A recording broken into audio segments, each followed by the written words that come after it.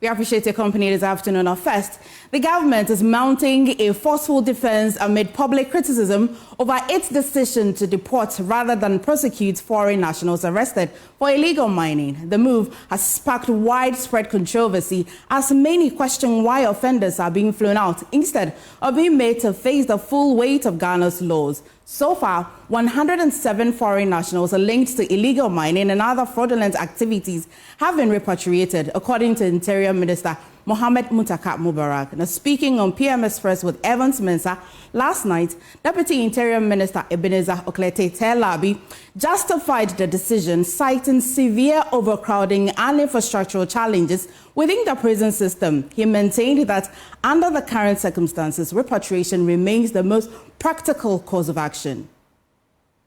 We prefer repatriating them than to take them through our courts. Because you see, when you arrest them, they'll tell you, take me to court. We have lawyers, yes, rightly so. They need, to be proven guilty by our courts. But the fact is that the situation on hand, we cannot do things, the same way and think that we'll have the same results. Mr. Teller, we need to be a little bit innovative. It wouldn't sound pleasant. But the point is that where's the innovation in deporting somebody? We've done it before with Aisha One. There's no innovation there. The point is that, you see, if you are arrested and then we get their embassies to repatriate them, because you see the whole thing is so complex. You arrest some of them, and all they tell you is that they don't have their passports. And the identity is very difficult. So once they get into the system, it's difficult to even track some of them. You understand? So once you are lucky and you grab them, at the crime scene, now taking them, we have another challenge at our prisons. We are looking at 14,000, a population of prisons that we have now. Feeding them is even a problem. Taking care of them. I mean, recently, last week, my boss went to Kumasi. The pictures I saw, seriously, the prisons are congested. So if there's a way to not to exacerbate the situation by sending these people back to their home countries, I think that I would opt for that. Yeah. I would definitely opt for that. But Mr. Telabi, do you concede, though? You said that taking these foreigners through our legal system is frustrating. The course will frustrate you. Yes, sometimes, yes. But you are okay dealing with the frustrations when it comes to Ghanaians you arrest, but you are not okay dealing with the same individuals when they are foreigners. That is double standards at best. Oh, not really, but rather, you see, let's be realistic, because you arrest about 80, Chinese, and then you have to find a place to keep them, and then sometimes even vehicles to take them to court. It's a problem. You go to court and they succeed in getting, bail. But that also applies to the Ghanaians who arrest. Certainly, but you see, the point is that I mean, there are a few things that I wouldn't like to disclose. Some of the things that happen behind the scenes. I wouldn't like to disclose everything on air.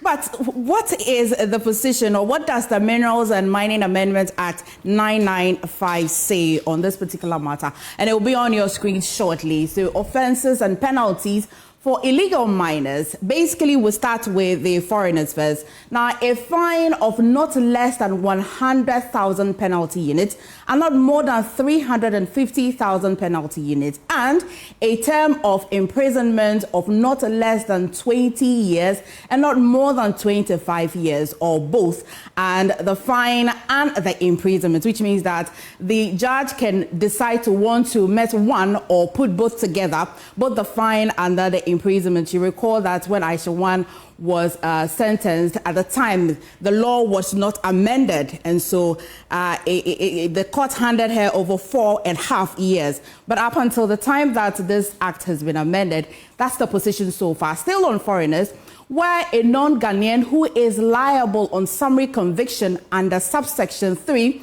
is a person liable to deportation under section 35 of the Immigration Act 2000, particularly at 573, that non-Ghanaian shall, where sentenced to a term of imprisonment, serve the full sentence before deportation in accordance with subsection 3 of section 37 of Act 573.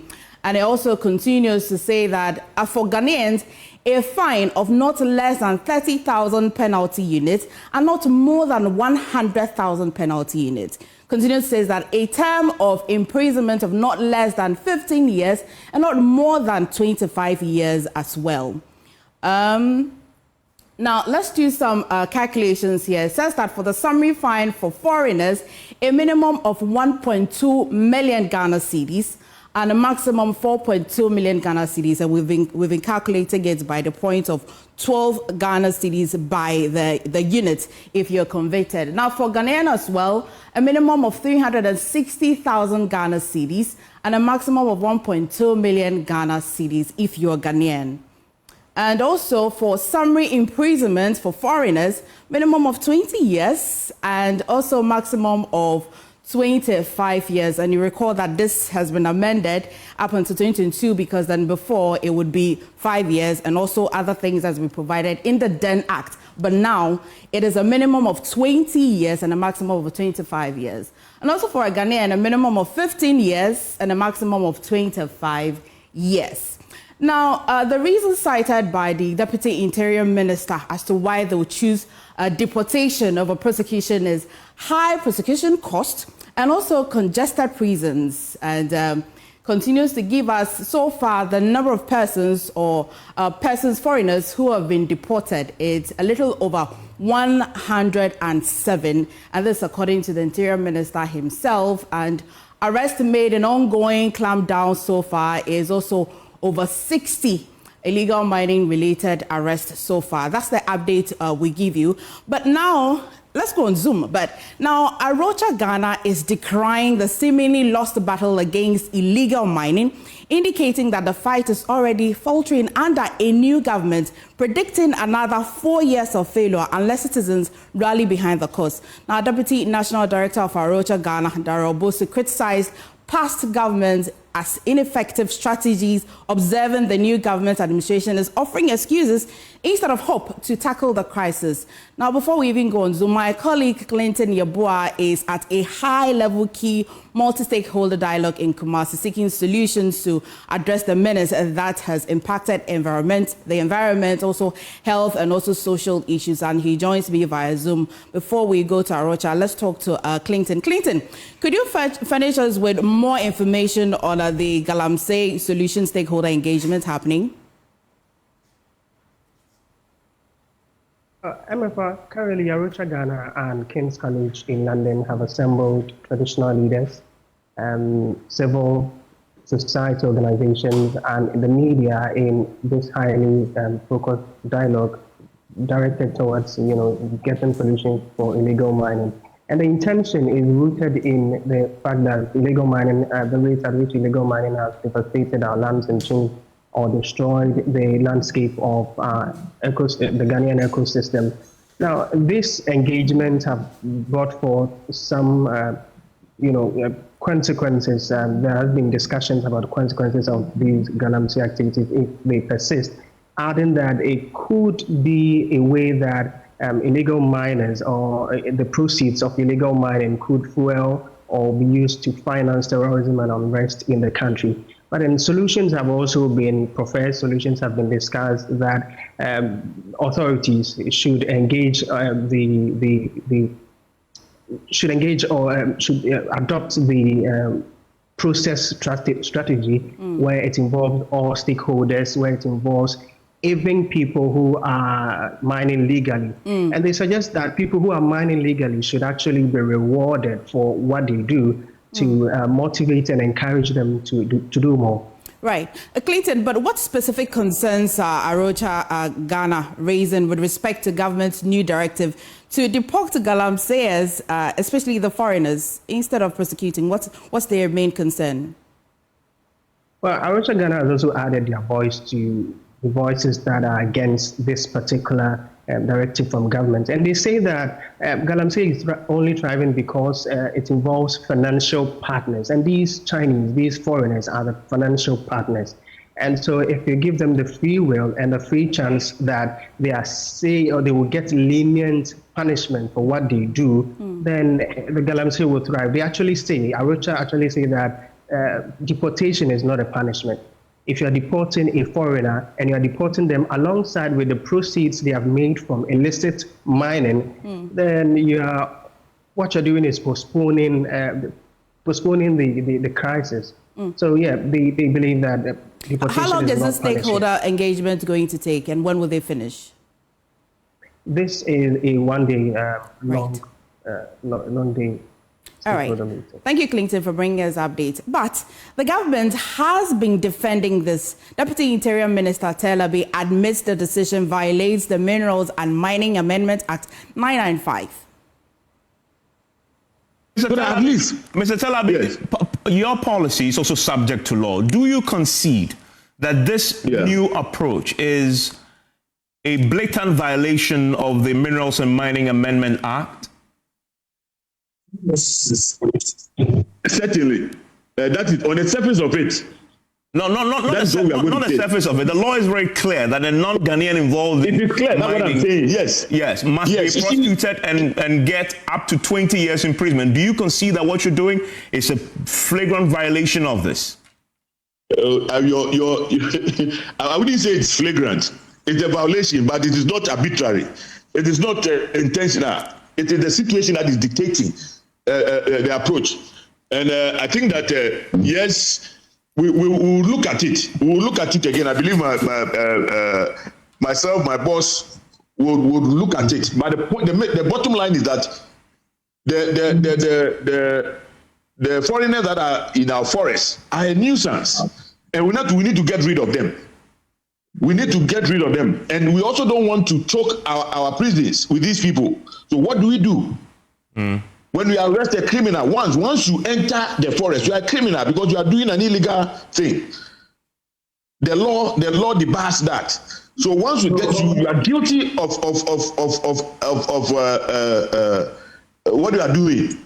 And therefore, instead of choking our prisons, we think that using the legal system, we can repatriate all of these people back to their countries. We'll bring you that conversation with Arocha Ghana a bit later, but away from illegal mining, the Criminal Division of the Accra High Court, presided over by Justice Mary Ekwe-Yanzu, has acquitted and discharged the Member of Parliament for Asin North, James Jashikwesin, bringing an end to a 3-year legal battle over multiple charges, including perjury. Jashikwesin, who declined an offer from the current Attorney General to withdraw the 2022 case, walks free today over the court's ruled that the prosecution failed to present sufficient evidence to support the charges. The MP had been facing a litany of accusations ranging from deceit of a public officer, forgery of passport or travel certificates, knowingly making false declaration, to perjury and false declaration for office. In 2023, following a Supreme Court ruling that nullified his election in 2020, Kwesin recontested and reclaimed the Senate parliamentary seat in a by-election. Until today's verdict, he had been defending himself in court against the charges. Justice Yanzu's decision means Kwesin will no longer be required to open his defense as the prosecution case was deemed inadequate. The Member of Parliament for Asin North, James Jashikwesin, spoke to Joy News. I'll be honest with you. They will tell you, my sister here will tell you, when you are not wronged, there's nothing you should worry about. No matter where you put the person, they will bounce back. That was my reaction, that I know I'm innocent. I wouldn't do this. I didn't come here to dupe or deceive anybody. I came to help my community and to help the country, to serve my people and my country. And I made sure I did the right things. But, you know, everything seemed to be playing politics here. You all knew the case was political. There was no facts to it. You heard the facts from the judges. Documents were falsified just to get a conviction. But she has been very firm and innocent, and I think that will go very far for her. But I'm not going to elaborate. You would say today's ruling by the court justify your decision to let go of Dr. Ayeni's offer to discontinue your case? No, I told you that my lawyer will put out a statement on that, okay? I don't want to contradict him or anything. He has a perfect reason why we both agree that that case will not be withdrawn. So you will get to the bottom. I have a Also, the Supreme Court has adjourned the hearing of a suit challenging processes to potentially remove the Chief Justice Gertrude Torkornoo from office. The case was brought before it by the Old Tafo MP Vincent Ekosifa. A date for resumption has not been set. Former Attorney General and Minister for Justice Godfred Yeboah-Dame, who filed the lawsuit on behalf of his client Vincent Ekosifa, spoke to the media. He wants the government to halt consultation with the Council of State. Well, you know the video. I mean, that of course is quite odd for him to say that sit attorneys conference and put down attack all the cases that come to the attorney. He is not a state attorney. He could not come to court. The matter is important that the removal of the Chief Justice. He couldn't come or extend the case to court my attorney. The deputy attorney also not a state attorney. He couldn't come. What makes it more odd is the fact that they sent state attorneys, not even one but two senior state attorneys, to come inform the court that they are at a conference, and so the matter should be there. That is all. There's an application for temporary injunction pending, so why would anybody proceed? I find it quite interesting and quite odd. It is the height of a disregard rule of law if they proceed in that manner. It is not my expectation, it is the expectation of the law. The law expects that such regard for due process be observed. And so it will be actually a confirmation of their disregard for rule of law. And I think that if you see the affidavit filed by the Attorney General, I would say that the Lord has a fine way of exposing the hearts and desires of men. The Lord has an interesting way of exposing the hearts, the true desires of men. And indeed, it's been evidence in the affidavit filed by the Attorney General. They did not intend to accord any right of hearing to the Chief Justice until the matter was filed. They indicated it in the affidavit. So it's quite clear. Okay. I'll leave it at that. The merits determined by the court will argue in court. Thank you. Now, away from the court, in a major shift aimed at curbing ballooning debt, the National Health Insurance Authority says it will now reimburse healthcare providers based on individual patients' receipts verified case by case. The new approach replaces the old bulk payment system, which the NHIA says led to delayed claims and huge arrears. But with private facilities already opting out of the scheme, there are growing fears the change could further limit access for patients, especially those battling non-communicable diseases. Here is Jennifer August's report. In a surprising shift aimed at reducing its growing debt, the National Health Insurance Authority has announced that reimbursements to hospitals will now be done per patient after verifying treatment through individual receipts. The NHIS says this approach will prevent the accumulation of unpaid claims, a long-standing issue that has left its owing facilities across the country. There have been some complaints from providers about late reimbursements. And then some have also complained about the tariffs being too low. So there's a ongoing tariff review, which I talked about. Hopefully the new tariffs will be out shortly. And then with the uncapping, we are looking at a situation where providers submit their claims, and once the claims are vetted or adjudicated, they get paid. So that in that case, the reimbursements will not be delayed, and then there won't be that excuse of NHIA has not paid us, NHIS has not reimbursed that, in which case providers are asking members to pay. At a high-level meeting in Accra, the Ghana NCD Alliance rallied stakeholders ahead of the UN's 4th global meeting on non-communicable diseases and mental health. Labram Musa is national coordinator of the Ghana NCD Alliance. One of the key things that we have finally looked at is the fact that we have to, avoid or do away with the siloed way of working. The second one is about investment, in fact, adequate investment in the area. And then also we're looking at the accountability. How do we ensure that we hold government into account? The burden of NCDs continue to weigh heavily on Ghana's health system, consuming household incomes and costing lives. Dr. Ignatius Awimbuno, Chief Program Officer at the Ministry of Health, outlined initiatives that are already in motion to ensure free primary healthcare services for NCDs and mental health at a community level to make care more accessible. Also have the primary healthcare policy that has been brought in by the government that seeks to ensure that all services from the polyclinic, health centers, and other centers below the polyclinics receive healthcare for free. Despite government reassurances, healthcare providers say unless outstanding debts are cleared and timely payments guaranteed, trust in the insurance scheme will continue to erode. As Ghana gears up for the Global NCD Summit, stakeholders say the country must first fix its own system, starting with restoring confidence in the very scheme designed to protect the sick and the poor. Jennifer August reports for JoyNews. You're watching News Today. Still to come in the bulletin, we'll look at the rise in poultry mortality due to extreme heat and what is being done to mitigate the losses. In today's episode of Climate Focus, please stay. 50 of them died. We didn't know the reason why that happened. So we called someone and consulted, and the person advised us to increase their water and also give them some antibiotics. Yeah, welcome to Business here on JoyNews Today. My name is Winston Taki, and out to our first business story. The Northern Electricity Company of Ghana is on a mission to increase revenue for the company. There is more in this report. To the Volta River Authority is impacting on the operations of the power generation company.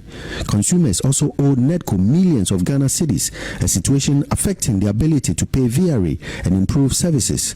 During a revenue collection and disconnection exercise at Esunafo North District of the Hafo region, hugely indebted companies were all wood processing companies. Ayun Forest Product Limited at MEM produced post-dated checks of 1 million cedis out of about 6 million cedis debt. An RK Prepara Company Limited at Abinkro paid 10,000 cedis. At Bediakon Co Clean Ghana Limited's power was disconnected due to a debt of about 52,000 cedis, while Supremo Wood Processing Limited paid an initial 700,000 cedis out of a debt of about 1.5 million cedis to restore power. Augustine Inso Akogo is the Sunyai Area Billing and Revenue Officer. We run the debtors and we have to prioritize those who owe us more. So if you look at MEM here, these are the ones that owe us so much. Where we went first, they actually have a payment agreement with us. They said they were giving us 800,000 check this week and then 200,000 next week. That's why we did not disconnect those people who left them.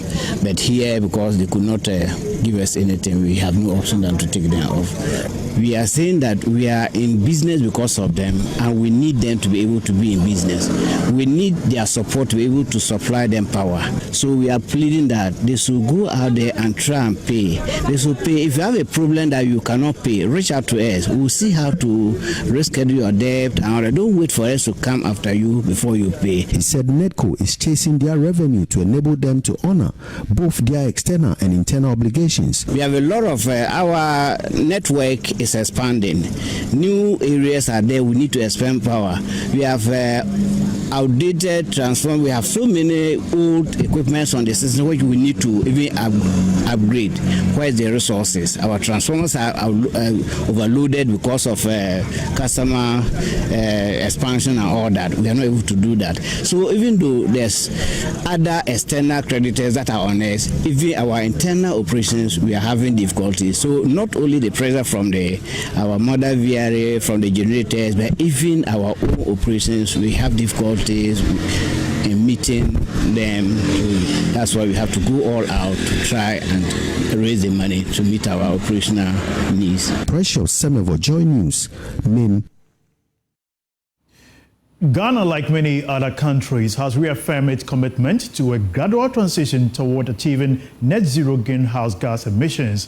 Speaking at the launch of the Youth Engagement in Ghana's Energy Transition Report in Accra, Executive Coordinator of the Strategic Youth Network for Development, Chibeze Ezekiel, emphasized the importance of involving young people in the country's transition plans. The Youth Engagement in Ghana's Energy Transition Report revealed that 71% of young people expressed a strong interest in participating in energy transition initiatives, highlighting the urgent need for structured engagement programs. In an interview with Joy Business, Executive Coordinator of the Strategic Youth Network for Development, Chibeze Ezekiel, emphasized that the green energy sector requires significant investment to address rising youth unemployment in Ghana. No government has an ambition to transition by 2060 or 2070 according to a framework. But we believe that even though those are very ambitious targets, they must also involve young people. Our research tells us that 38% of the population in Ghana are made up of young people between 15 and 35 years. So it means that they represent a significant portion of our population. And if we don't consciously involve them, it's going to lead into serious problems for us. After all, 2060, 2070 is the young people today who are going to be the ministers, somebody may be the president, somebody may be the DC. So the earlier we involve them now, the better. And we also believe that some of them are already involved in some level of energy transition or green businesses. So all they need is some support to upscale their business, some support to create more employment, so that the youth can find jobs to do. We think that even though there are other means by which youth make money, this is very sustainable because that's what the world is heading towards now. So it's important to invest into them now so we can secure their future and alleviate poverty as a whole. The research also points to opportunities in Ghana's lithium and graphite discoveries which could support economic diversification and the development of a clean energy industry.